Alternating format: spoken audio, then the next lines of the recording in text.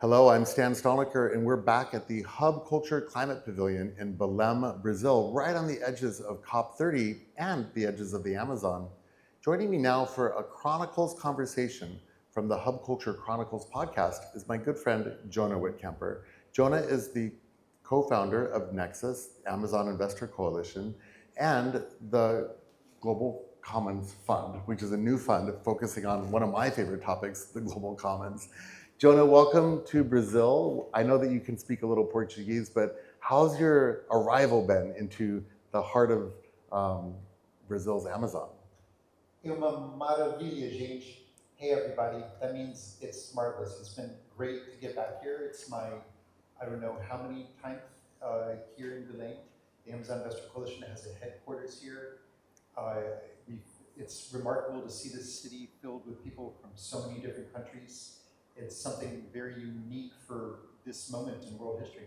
Well, so the Amazon Investor Coalition has an anchor point here. Can you tell us what is the Amazon Investor Coalition? You have done more than really almost anyone I know to catalyze investment, but how did this organization come about and what is it actually doing? Our purpose is to strengthen the forest positive economy for the Amazon region. I'll tell you a little bit about our origins. Back in the year 2000, I fell in love with a Brazilian woman, Liz, now my wife. I moved to Sao Paulo. I ended up getting involved in philanthropy. A few years later, helped build technology for the Obama campaign, and was able to get the Obama White House to host its first ever Young Philanthropist Summit, at least that I know about. That was in July 2010. Then we got the United Nations to do the same thing the following year. That came to an organization called Nexus. Nexus bridges communities of wealth and impact all over the world. And a great organization, I would say. It has given me access to this universe of impact finance globally. In the end of 2019, my wife and I were thinking about moving back to Brazil from the United States. And I'm going to keep going. Yeah, keep going. And we went to Sao Paulo. We stayed for about 3 months. And in the process, I was taking lots of meetings about expanding Nexus in Brazil. And many of those conversations turned toward issues about the Amazon. Everyone in Brazil is concerned about the Amazon. And when I got back to the United States, I realized that a lot of the information I had was not very public. And a lot of the people that I had met were not connected with each other. So I wrote this article called Investing in Amazon Rainforest Conservation, A Foreigner's Perspective. And it was published in Manga Bay, and it became very popular. Over 50,000 people read it. It was basically making this argument that the Amazon is the center of the global water cycle. It is very near this tipping point beyond which a central pump of the global water cycle will fail and drought will spread from deforestation across the Amazon and will disrupt the global water cycle. And the global investor community has a very strong self-interest in protecting the ecological integrity of the Amazon. In fact, it should be in many ways the world's top priority. If we want to secure biodiversity, if we want to secure ecosystem services and global water and rain cycle sanity. So I decided to put together a lot of the other efforts that I was doing with Nexus, with philanthropy, with global governance reform, and to focus on the Amazon. Who cares about global governance reform if we lose the Amazon forest? And so I started a weekly call series, bringing Nexus members together from all over the world to meet innovators focused on the Amazon. Amazonian philanthropy, investment, corporate procurement, activism, journalism, you name it. We ended up having 100 of those calls over a period of 2 years. In early 2021, we published this article comparing the income from cattle and soy to the potential income of agroforestry. And we showed that cattle and soy earn Amazonians about 20 billion a year, and the same footprint, the same geographic footprint of agroforestry could earn more than 200 billion a year.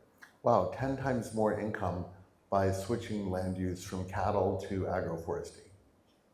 And you could, in the process, sequester a lot of carbon, restore biodiversity, restore the water cycle, and do many, many things. So this is a win-win-win, right?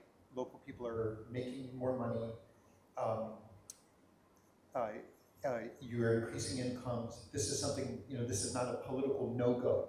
And it also showed that in order to address the economic drivers that are pushing deforestation, all you need is a shift in business model. So we came up with this thesis: can we unite investment, philanthropy, and corporate procurement to help any one given Amazonian development dollar turn into 1,000? So that's a very big ambition. You then began the AIC, the Amazon Investor Coalition, in 2018? 2020. 2020, right as we were heading into the pandemic. I was with you on some of those early calls during the pandemic when you were gathering this philanthropic group together and beginning to discuss many of these issues. And you would often, on different calls, have different presenters who were talking about either solutions or concepts that were relevant for this audience. How did it evolve from there? And let me swap lines with you.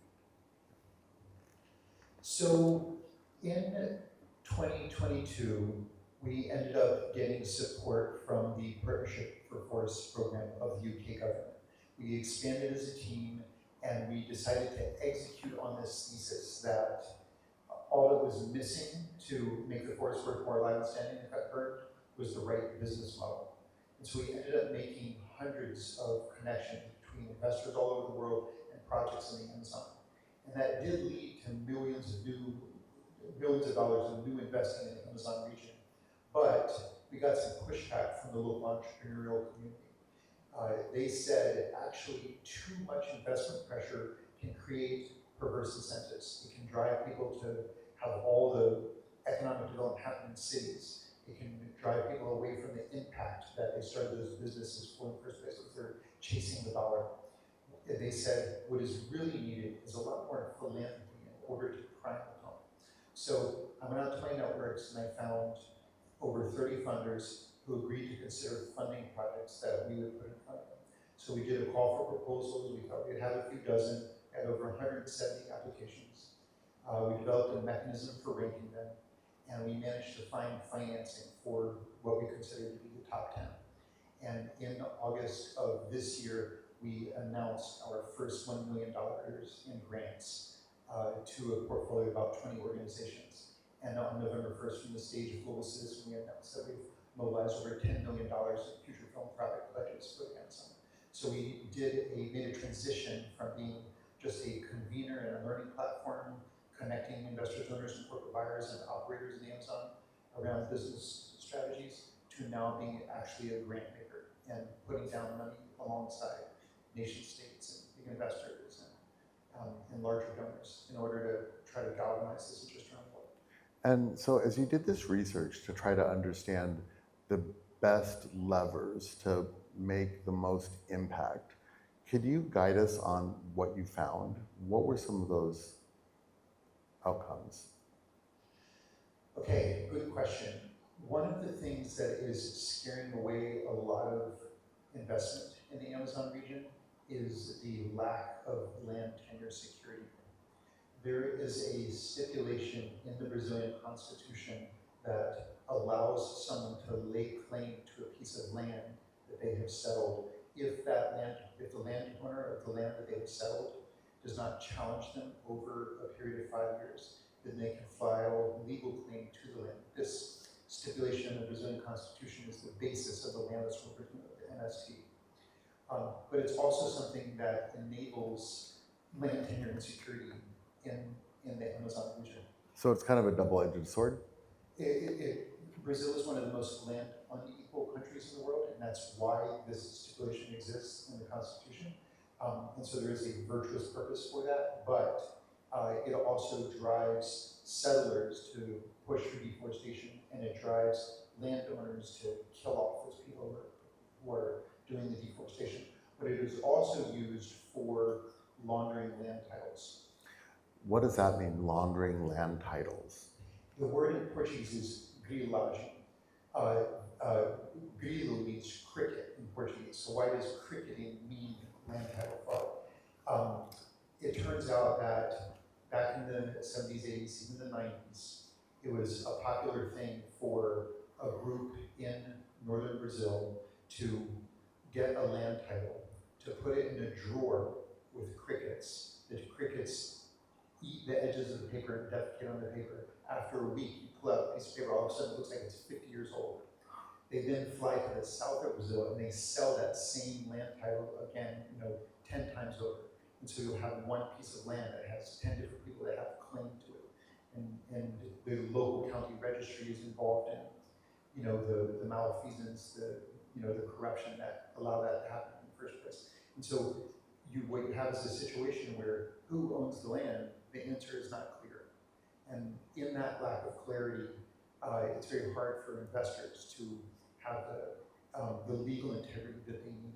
So you asked about levers. One of the most important levers is cleaning up that process. So there has been some investing, some philanthropy, and now under the Lula government, a big drive from the federal government to ensure greater land title security.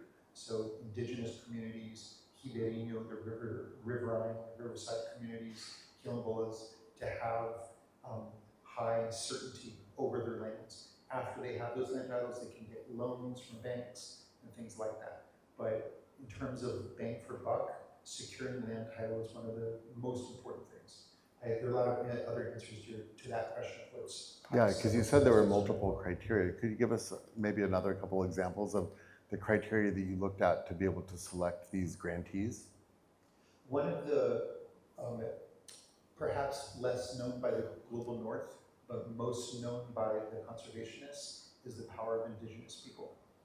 If you look at a piece of land that is managed by indigenous people, and you look at a piece of land that is managed by non-indigenous Brazilians, that land that is managed by indigenous people remains it gets reforested and it remains forested, like 10 times more frequently than the land held by other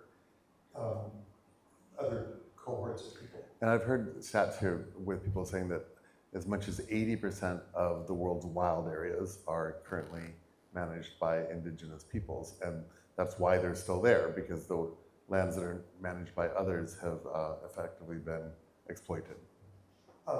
The statistic I heard is 80% of the world's biodiversity, but that's actually a little bit disputed. Not a little bit, it's quite disputed, so I haven't looked at the origins of that. But it is true, broadly speaking, that a giant fraction of biodiversity and wildland is managed by indigenous communities. And so in terms of leverage, investing in investing in indigenous land tenure and indigenous land ownership in the region is one of the most effective ways to ensure conservation of forest. Yeah. What are some of the other things that you guys have identified for these grantees? One of the important grants that we have made is to Imaflora and their Origens Brazil program. When you are a big corporate buyer operating outside of the Amazon, you want to make sure that the products that you're purchasing have good chain of custody integrity. What does that mean? Is it possible that there has been child labor in the sourcing of your acai? Is it possible that the people who are selling you this cupuaçu are claiming that it has been wild harvested when it actually hasn't been? Cupuaçu is a fish? No, cupuaçu is white chocolate. Okay. It's a separate species. The chocolate that is made from it they call cupolate, like chocolate. If acai is the breakout species that has been popular all over the world, cupuaçu is like a second good contender for that. Great.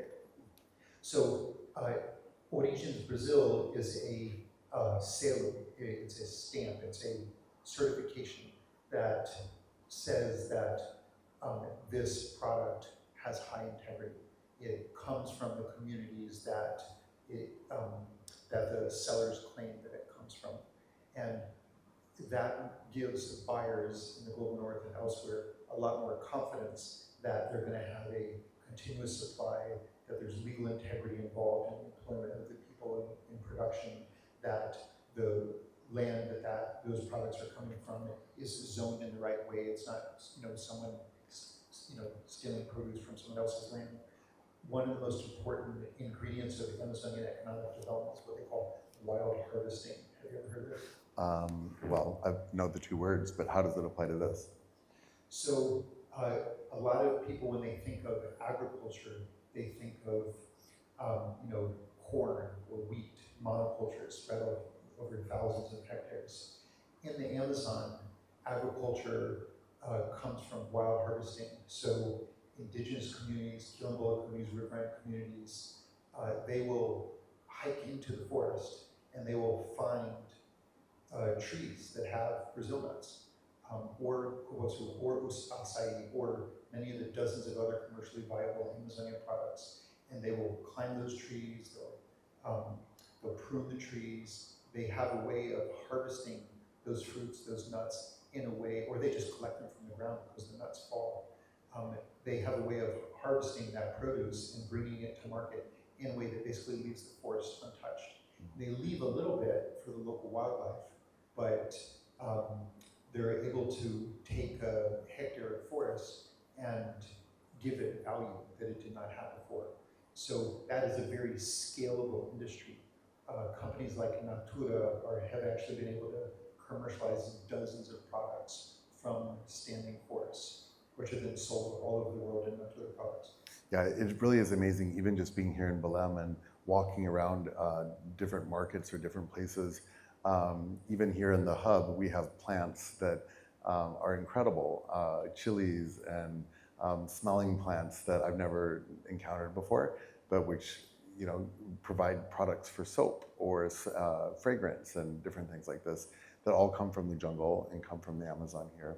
And they're very unique and beautiful things. When you talk about this idea of the formation of product markets from these things coming from the Amazon, I do think that as you think about the global demand curve for these things, does it put too much pressure on the forest itself and even the local communities to try to be able to scale these products? How is that reconciled? That's one question I have. And then after that, I'd like to get into how the investments can work when many of these are probably micro businesses and the funding mechanism from global investors tends to be very top heavy. So we'll get into that in a second. But let's talk first about this market demand pressure. How is that affecting the communities in the forest? So if you look at the story of quinoa, which is not from the Amazon, but it is from the Andes, it has become so valuable that some people can't afford it, where in the geographies that originally came from. Do you say quinoa or quinoa? I guess in Portuguese we say quinoa. In Spanish you'd say quinoa, but maybe in Brooklyn, where I come from, they say quinoa. Local dialects. So that has happened a little bit with acai as well. There's actually a word for it. If you were translated it to English, you would call it like acaiification. It is the art of unintended consequences. When you develop too much demand for something, and you can't throttle that demand in a way that doesn't distort the market, then you can have unintended negative externalities. So in the case of acai, there actually now is a significant portion of acai that is raised in monocultures. It's in the Amazon. It's fewer than 200,000 hectares. So it's not giant compared to cattle, which is over 50 million hectares. But it's still significant. And when you have a monoculture, even of acai, it can disrupt pollination because you can go for very long, insects can fly for a very long distance before they find the right species. So the creation of monocultures of Amazonian products is a problem, and those agroforestry systems need to have what we call polycultures, multiple species. There's a transition point. Acai has been so much demand that there is some risk that someday not enough of it will be available in a wild harvesting format. Acai can only sit in a boat away from the tree for a couple of days before it gets bad. So you can only harvest it just so far from the processing plant. Still, a majority of acai comes from a water harvesting system. And they're now exploring price subsidies for wild harvest acai compared to agroforestry or monoculture acai. So the Lula government and some state governments are looking at financing mechanisms to manage that transition from a wild harvest commodity to a more industrial agricultural commodity. And that's actually one important future for carbon markets to help manage that transition. There's so many different angles to this story of the Amazon and the way that we fund and protect the Amazon. I'd like to shift our conversation a little bit now to the second half of your work right now and understand a little bit more about the Global Commons Fund. Can you tell us about your work on the Commons? This is something that I think is very important. So if you look at the amount of philanthropy that's going to the Amazon each year, it's about 200 million or slightly less than 200 million in private philanthropy. There's about another 500 million in government funding. However, one academic study that I recently saw said that we need 1.7 to 2.8 billion per year just to conserve the Brazilian Amazon. That number, that doesn't include the other 8 countries of the Amazon. We urgently need to protect the Amazon. So sure, I've been able to bring a few new million to the Amazon with a lot of work, but we need to increase by an order of magnitude. And I have discovered that, this is a study just came out, consumers say that they would be willing to give up to 1% of their income to help climate globally. So we came up with this idea. Right now, it's very easy for you to switch your clothing brand if you don't like one because it was sourced from child labor. It's very easy for you to switch what food you are eating because you think one is organic and one has pesticides. But what about switching your banking product? What if there was a banking product that was certified to protect the global commons and the other one that is just business as usual?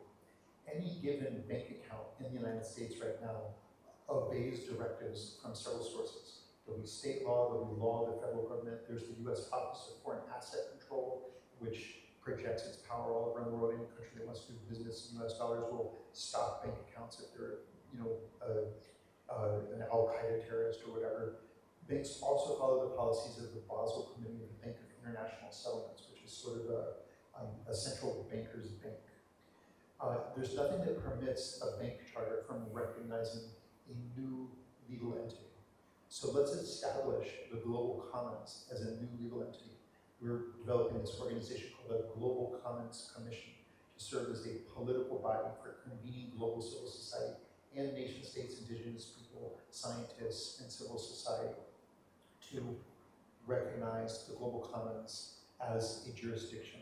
And we're compelling banks to open up new banking services such as a branded credit card that agrees to give transaction fees to a Global Commons fund. Anytime you swipe a credit card, there's a calculus that is done.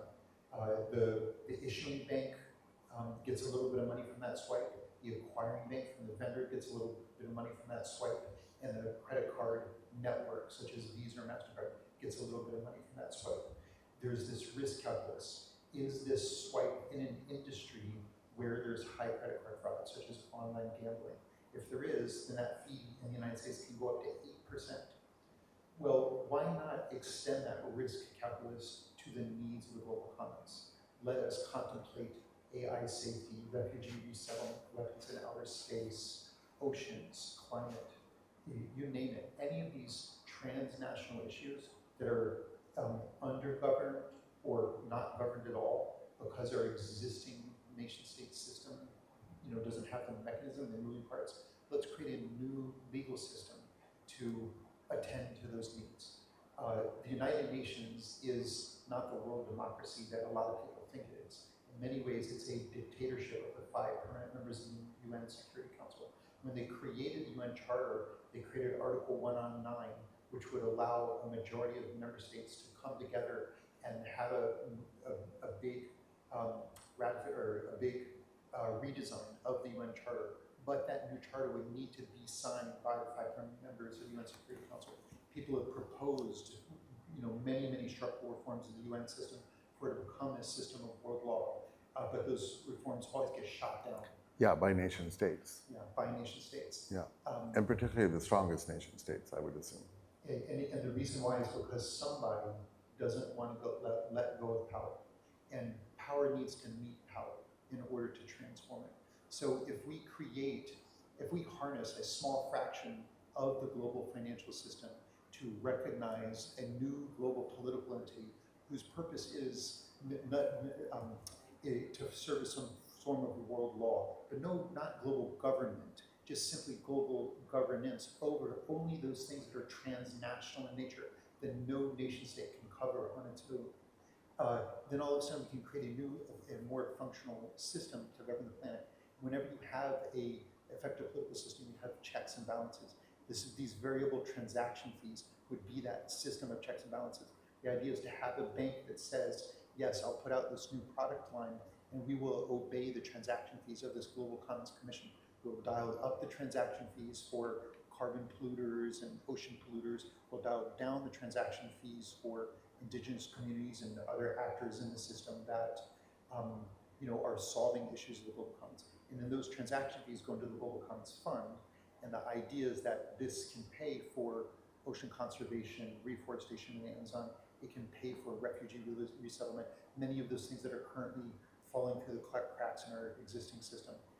So it's my vision, and we recently launched a global campaign with Mr. Beast. Amazon Investor Coalition did work with the world's largest YouTuber on the Team Water campaign, which mobilized $40 million in 1 month. So we have relationships with through Amazonia Calling, we have more than 200 celebrities who have come on board to promote the Amazon. So we have relationships with the biggest voices on the planet.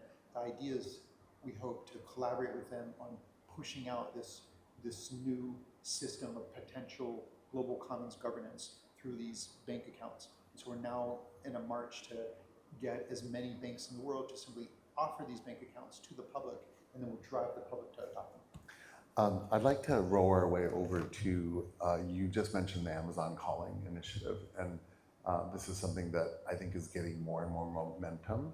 And at COP, it's something that maybe more people should know about. Can you tell us what is Amazon Calling and what is the objective of that?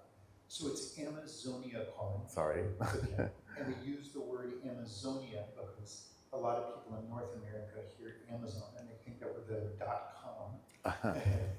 So Amazonia Calling is an idea that's been around for a couple of years. It really got traction this year. Why?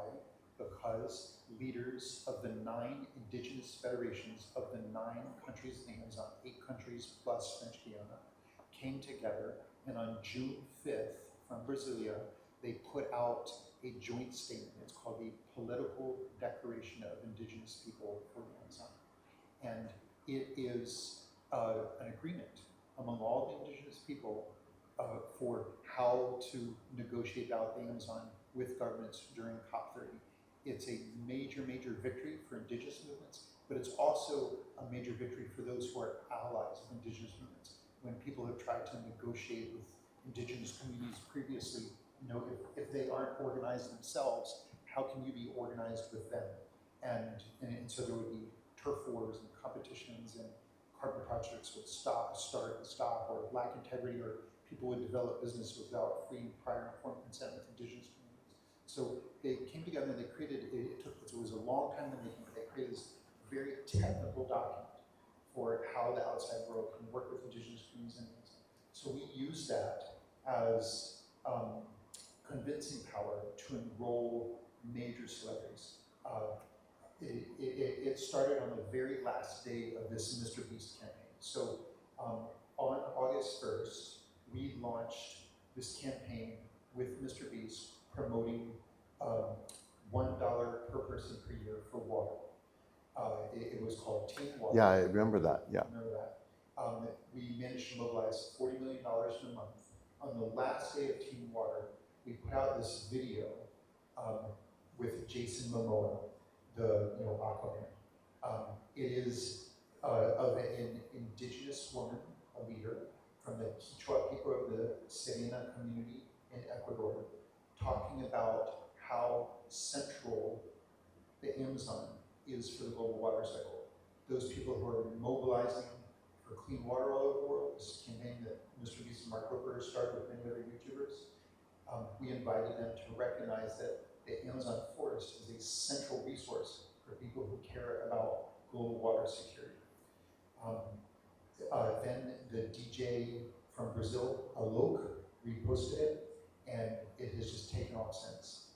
Jeff Bridges and Gina Lee Curtis and Joaquin Phoenix and just this very, the NBA legend, Isaiah Thomas, you know, a bunch of Brazilian artists have come on board to say, I stand with the indigenous people. I support the Indigenous Declaration for COP30.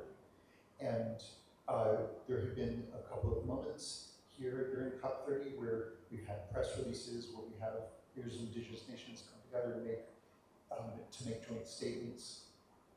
And it is gathering a lot of attention now during COP30, but it will continue after COP30. We will recycle that political footprint. Can you tell us a little bit about what's in the declaration? What are the demands or requests from these 9 indigenous groups? It's really hundreds of indigenous groups, but the indigenous communities are organized in these national level legislation federations. So the demands are things like, you know, no indigenous solutions without indigenous people. There are things like make sure that anyone who's collaborating with indigenous people follow the directives of free, prior, and informed consent. This is an ISO standard for how to negotiate with local forest populations when developing a business venture. Other demands are recognize indigenous territories. There are dozens of indigenous communities that live in the forest that do not have legal claim to the lands that they have been living on for generations. If you go to the website, amazoniacalling.org, you'll be able to see the demands synthesized in 5 very key points, which I have to pull up to remember. Fascinating, fascinating.